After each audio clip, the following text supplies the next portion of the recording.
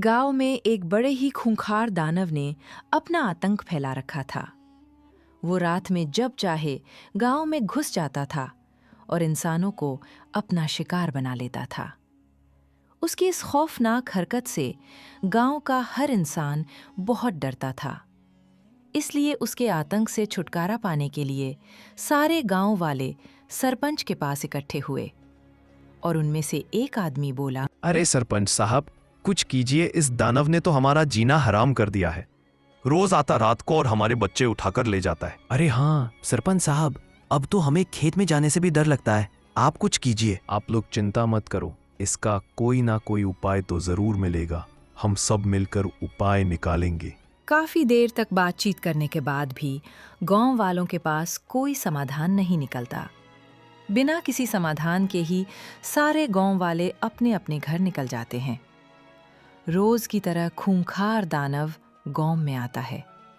उसकी आहट सुनते ही सब अपने अपने घरों के दरवाजे बंद करके छुप जाते हैं। दानव ताजा मांस की तलाश में गांव के चक्कर लगाने लगता है। तभी उसको इंसानी मांस की सुगंध आई।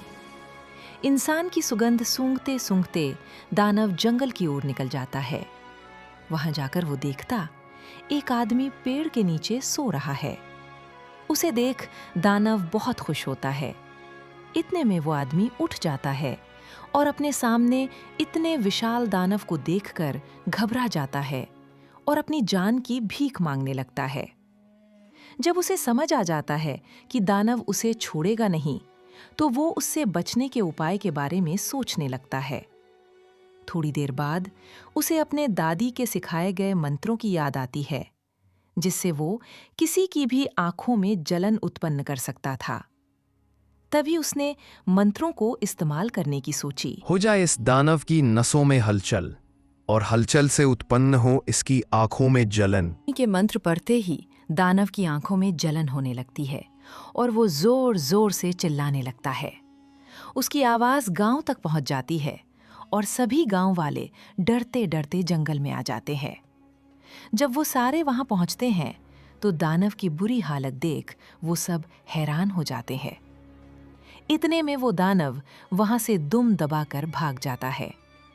तभी गांव वाले उस आदमी से उसके बारे में पूछते हैं, जिस पर वो कहता है, मेरी दादी एक तांत्रिक है। उन्होंने मुझे अपनी सुरक्षा करने के लिए छोटे मोटे मंत्र सिखाए हुए हैं। उसकी की बदौलत आज मैं जिंदा हूँ। ये सब सुन गांव वालों ने उस आदमी से उनकी मदद करने की बात की, जिस पर उस आदमी ने उन सब की मदद के लिए अपनी दादी को बुलाने का वादा किया। अगले ही दिन वो आदमी अपनी दादी को गांव में ले आता है। गांव वालों की सारी बातें सुन दादी ने बोला, आप सबको आज रात को मिलकर एक बड़ा यज्ञ करना पड़ेगा। उस यज्ञ को करने पर उस दानव की ताकतें कम हो जाएंगी। उसके बाद मैं सब संभाल लूंगी। दादी की बात मानकर सब रात में यज्ञ करने की तैयारी शुरू कर देते हैं। रात होते ही खूंखार दानव बदला लेने के लिए फिर से गांव में आता है।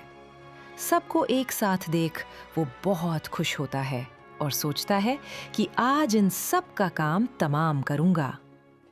दानव को देखकर सभी डर जाते हैं, लेकिन वो अपनी पूजा बंद नहीं करते और यज्ञ करते रहे हैं। हाँ हाँ हाँ, आज तुम लोगों को मुझसे डर नहीं लग रहा है।